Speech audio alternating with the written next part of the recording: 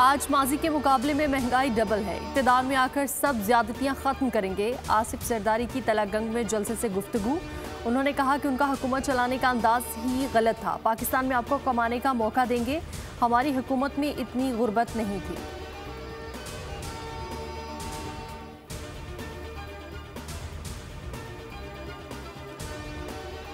नवाज शरीफ और मरियम नवाज मरी पहुंच गए। कल GPO चौक पर जलसे से खिताब करेंगे।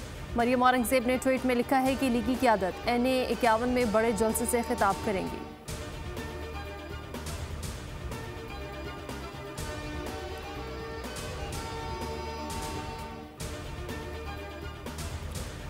मुल्क के नजरिए को बदलने की कोशिश की गई। हमेशा इन अनासिर का मुकाबला किया, आइंदा भी करते रहेंगे। मौलाना फजलुर रहमान का बन्नू में जलसे से खिताब।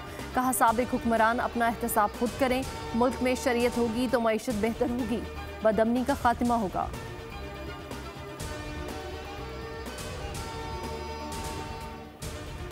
MKM से बेहतर कराची को कोई नहीं चला सकता। 8 फरवरी को छीनी हुई नशिस्तें वापस लेंगे।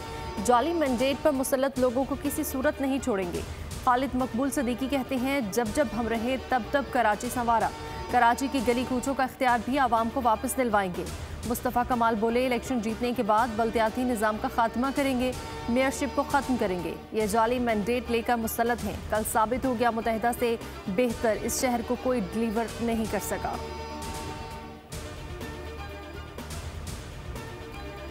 कराची बल्दिया टाउन नाले से मिलने वाली लाश की शनाख्त हो गई। फ़खर आलम फैक्ट्री से वापसी पर नाले में डूब गया। गुज़श्ता रात बारिश के बाद से लापता था।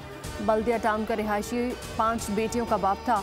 लाश ज़ब्ती की कार्रवाई के लिए सर्द खाने मुंतकिल।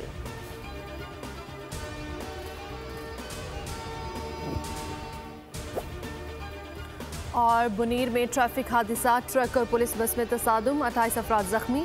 बेशतर जख्मियों की हालत तशवीशनाक। पुलिस एहलकार को इलेक्शन ड्यूटी के लिए ले जाया जा रहा था।